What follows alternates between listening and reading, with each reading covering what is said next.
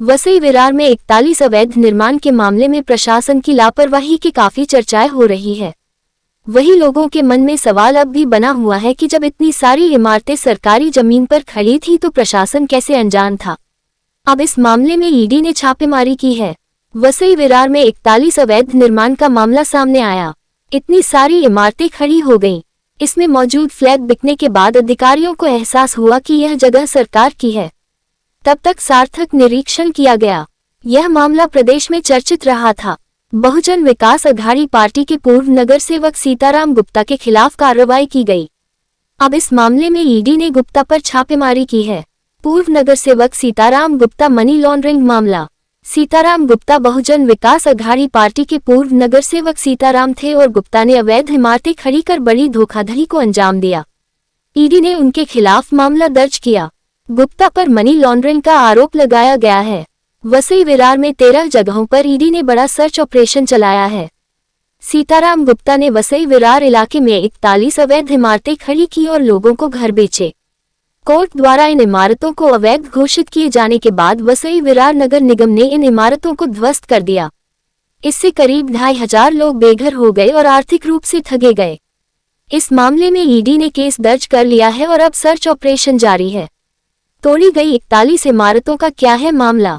अग्रवाल के वसंत नगरी इलाके में सर्वे नंबर 22 से 30 के एक भूखंड से जुड़ा था। इनमें से कुछ भूमि डंपिंग ग्राउंड और एसटीपी संयंत्रों के लिए आरक्षित थी। कुछ जमीन दूसरे व्यक्ति के नाम पर थी।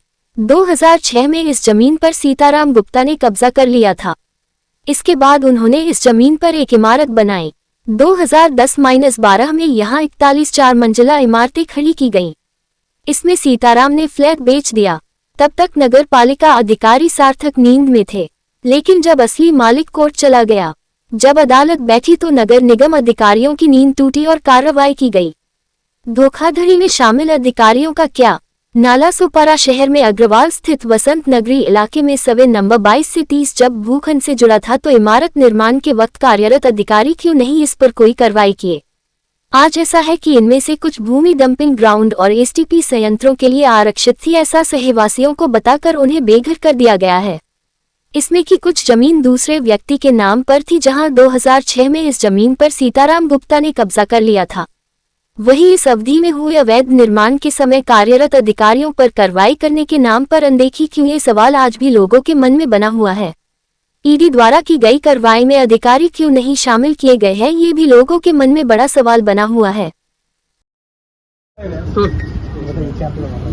पूरा मामला ये है कि आज सुबह तकरीबन 7 बजे जो है मेरे घर पे जो है 7 बजे करीब मेरे घर पे जो है कुछ लोग आए। 4-5 लोग थे, कुछ पुलिस वाले भी थे, प्रशासन भी साथ में थे उनके। तो आए तो नॉर्मल दरवाजा नॉक किया, खोला मैंने। खोलने के बाद जो है डायरेक्ट वो लोग अंदर घुस गए। अंदर घुसने के बाद जो है एक पहला लेडीज आई, अंदर घुसी तो वाइफ थे, बच्चे थे हमारे जो है, तो बच्चे लोग सब अंदर गए, वाइफ अंदर गई। फिर उसके बाद जो है हमारा सबका मोबाइल जब्त कर लिए लोग। मोबाइल जब्त कर लिए, उसके बाद हम लोग एक साइड में बिठा दिए। उसके बाद जो है पूछने लगे कि आपका नाम क्या है। तो मैं बोला कि सर आप हो कौन। तो ये डिटेल हमको कुछ बता नहीं रहे कौन है कौन नहीं है। तो फिर बाद में जो है बोले कि बैंक वाले हैं। मैडम वो बैंक वाली हैं, ये सर बैंक वाले हैं। तो मतलब बैंक वाले हैं तो बैंक वाले इतने सुबह क्यों आएंगे, बैंक वाले इतने सुबह क्यों आएंगे। तो फिर डिटेल ऐसा होते होते बोले कि मैं ईडी से हूँ। मतलब ईडी में हंसने लगा, मतलब ईडी हमारे इधर क्या करेगी ईडी। तो फिर जो है डिटेल निकालने लगे। तो फिर अचानक जो है अलमारी खोलने लगे। अलमारी खोलने मतलब झड़ती लेने लगे। तो बोला कि सर रुकिए।